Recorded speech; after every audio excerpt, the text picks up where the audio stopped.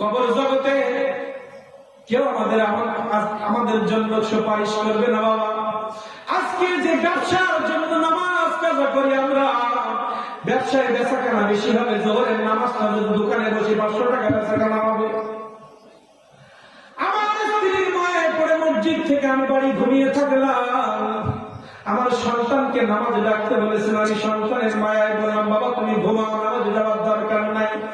স্ত্রীর খুশি করতে গিয়ে স্ত্রীকে বললাম পর্দা করার দরকার নাই, আমার মনে চায় আমার স্ত্রী পর্দা করুক, কিন্তু অতি প্রীত করতে গিয়ে স্ত্রীকে আমি পর্দার মধ্যে রাখলাম না। অতি মহব্বত দেখাইতে গিয়ে ফজরের নামাজে আমার সন্তানকে আমি উঠাই দিলাম না, আসরের নামাজে হাত ধরে তাদেরকে ডাকলাম না।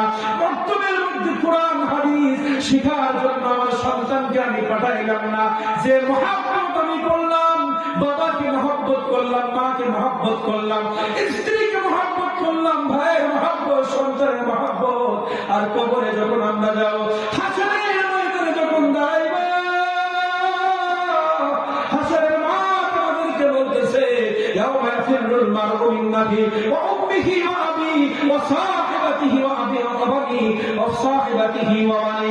আল্লাহ রাব্বুল আলামিন বললেন বান্দা, পৃথিবীর জমিনে তুমি ভাইয়ের জন্য নামাজ কাজা করলে, সন্তানের মায়ায় পড়ে তুমি নামাজ কাজা করলে, স্ত্রীর মায়ায় পড়ে নামাজ কাজা করলে, ব্যবসার মায়ায় পড়ে নামাজ কাজা করলে, বান্দা হাসরের ময়দানে যাদের জন্য নামাজ কাজা করেছো, ওই মানুষ, ওই ব্যবসা, ওই বন্ধু, ওই ভাই, ওই স্ত্রী, ওই মা বাবা, ওই সন্তান তোমার কাছ থেকে সবার আগে পালিয়ে যাবে। কবরের মধ্যে স্ত্রী এসে বলবে না, ও ফেরেশতা, আমার মায়ের স্বামী, পৃথিবীর জমিনে একসাথে কত বছর ঘুমাইলাম, আমার স্ত্রীর জ্বর হয়েছে, 800 রাত ঘুমাই নাই, আমার স্বামীর জ্বর হয়েছে, স্ত্রী ঘুমাই না, কত মহব্বত, স্ত্রীর একটু মাথা ব্যথা হয়েছে, ডায়াবেটিস ধরা পড়েছে, প্রেশার হয়েছে, আমার স্ত্রীর মাথায় ব্যথা, বুকে ব্যথা, আমার স্ত্রীর মুখ অসুস্থ, ঢাকায় নিয়ে যায়, বিদেশে নিয়ে যায়, স্বামী অসুস্থ হলে স্ত্রী বাপের বাড়ির জমি বিক্রি করে তার চিকিৎসার জন্য ঢাকার লোকে নিয়ে যায়।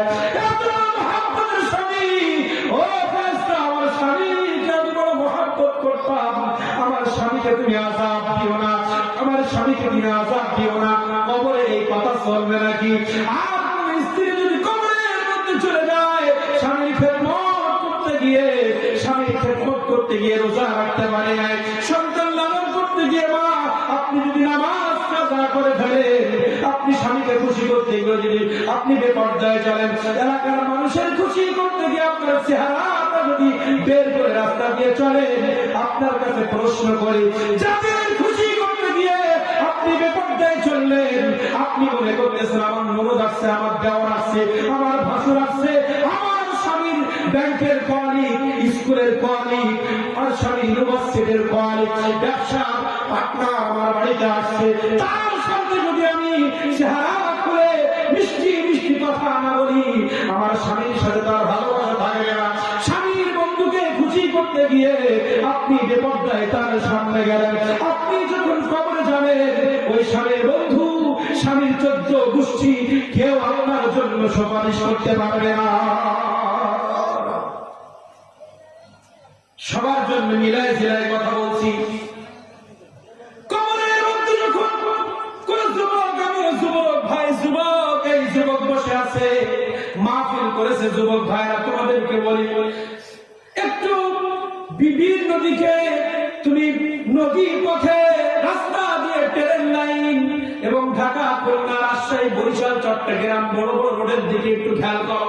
সাতক্ষীরা থেকে খুলনা, খুলনা থেকে বরিশাল, বরিশাল খুলনা থেকে ঢাকা, খুলনা থেকে চট্টগ্রাম, লঞ্চ পথ, গাড়ি পথ, বিমান পথ, প্রতিদিন ইউটিউব দেখো, কত যুবক গাড়ি অ্যাক্সিডেন্টে মারা যায়, কত যুবক আগুনে পুড়ে মারা যায়, কত যুবক বিভিন্ন ভাবে তারা মারা যাচ্ছে। যুবক, তুমি আজকে তোমার যৌবন ইউটিউবের জন্য বিলীন করে দিলা, সারা রাত তুমি ইউটিউব দেখে আল্লাহকে ভুলে গেলা, আল্লাহর সেজদাকে ভুলে গেলা। আমার নবী মুহাম্মদ রাসূলুল্লাহ সাল্লাল্লাহু আলাইহি ওয়াসাল্লাম ঘোষণা দিয়েছেন, যে ব্যক্তির আইন কবিরা গুনাহের সাথে জড়িয়ে যাবে। যে ব্যক্তি রানী সে হোক যুবক, বৃদ্ধা, যুবতী, মা বোন সবাইকে বলি, আপনি আমি যদি রানী কবিরা গুনাহের সাথে জড়ায় যায়, আমার নবী ঘোষণা দিয়েছেন পৃথিবীর জমিনে তার 5টা শাস্তি, তার 5টা ক্ষতি, তার 5টা শাস্তি আল্লাহ তাআলা পৃথিবীতে দিবেন। তার 1 নাম্বার, তার চেহারার সৌন্দর্য নষ্ট হয়ে যাবে। 2 নাম্বার, কলবে ময়লা পড়ে যাবে, কলব নষ্ট হয়ে যাবে। 3 নাম্বার হচ্ছে তার যৌবন থাকবে না, শরীরের শক্তি কমতে থাকবে, শরীরের মধ্যে শক্তি থাকবে না, শরীর অচল হয়ে যাবে, শরীর অচল হয়ে যাবে এবং পৃথিবীর মানুষ আপনাকে আমাকে ঘৃণা করতে শুরু করবে।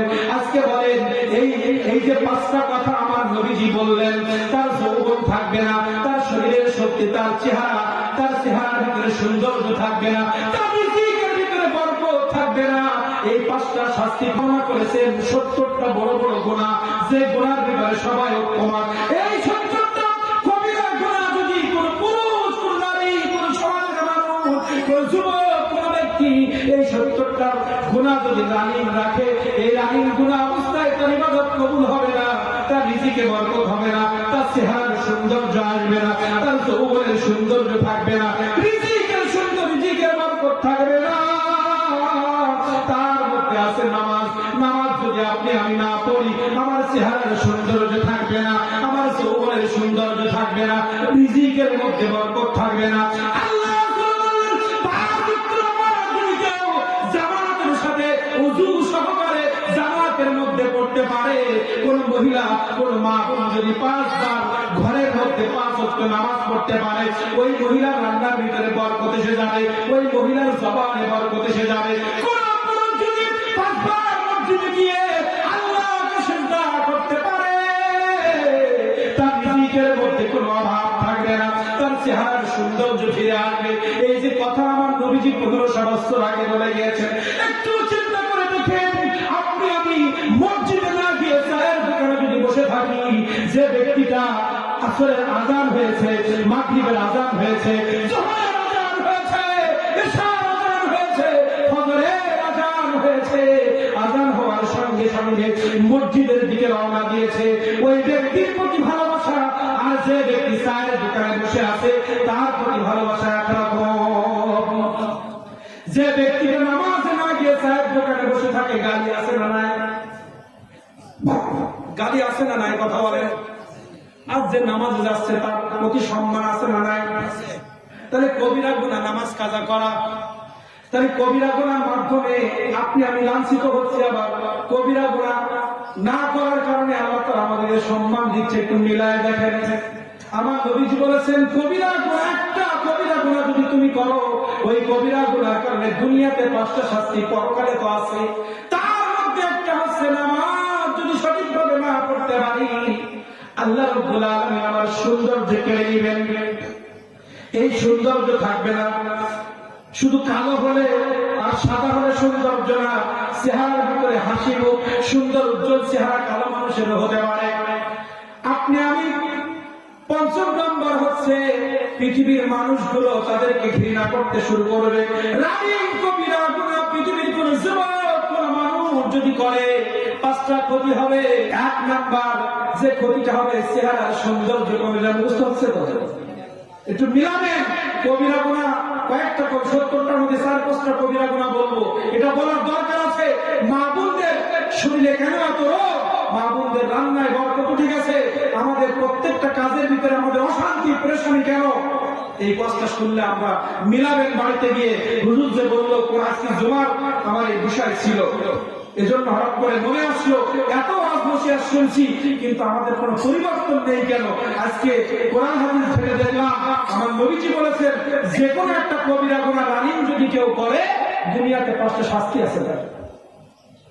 এখন দেখছি ইলিশ মাছ আগে রান্না করতো এলাকার মানুষ সবাই বন্ধ পাইতো, এখন মুখের কাছে নিচ্ছি তা বন্ধ পাওয়া যায়।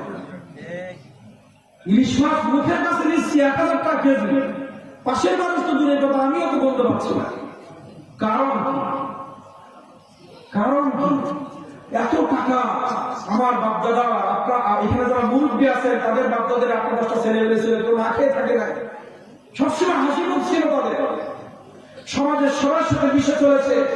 কিন্তু আজকে আমাদের লক্ষ লক্ষ টাকা পাইস করা বাড়ি, মোটরসাইকেল কিন্তু শুনলে বলে ভালো নেই।